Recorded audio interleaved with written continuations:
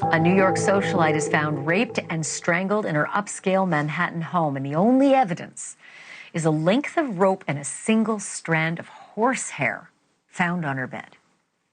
That would be a challenging case for any modern-day detective, but this murder happened in 1936, before World War II. Nancy Titterton was a novelist and the wife of an NBC radio executive.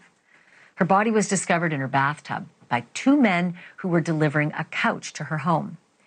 Nancy's hands were bound with rope, and she'd been strangled with her own clothing.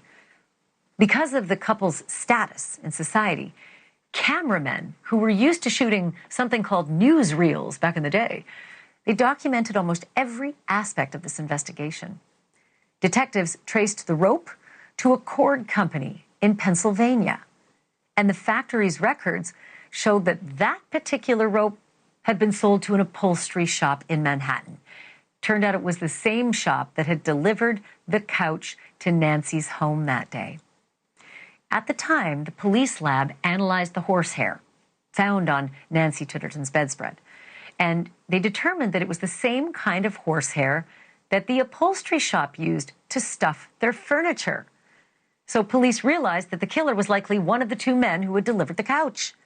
Either it was the owner of the upholstery shop, a man named Theodore Kruger, who had a squeaky clean record, or it was his assistant, John Fiorenza, who had 4 prior arrests for theft and had been diagnosed as delusional by a prison psychiatrist. And you could probably guess which one they focused on. At first, the detectives pretended that they needed Fiorenza's help to solve the case. But then he finally came clean with, well, they came clean to him with what they knew, and he ultimately came clean to them and confessed. And he even agreed to go back to the crime scene with the police and show them how he killed Nancy Titterton. At his trial, Fiorenza tried to claim temporary insanity, but the court rejected the defense, and he was convicted on May 28th, 1936. That's 89 years ago this week. Get this, just 8 months later, January 21, 1937, Fiorenza was put to death right there. This was the electric chair at Sing Sing that they used. And that officially ended one of the most well-documented pre-war murder cases in American history. It's just really hard to believe that there are pictures at all.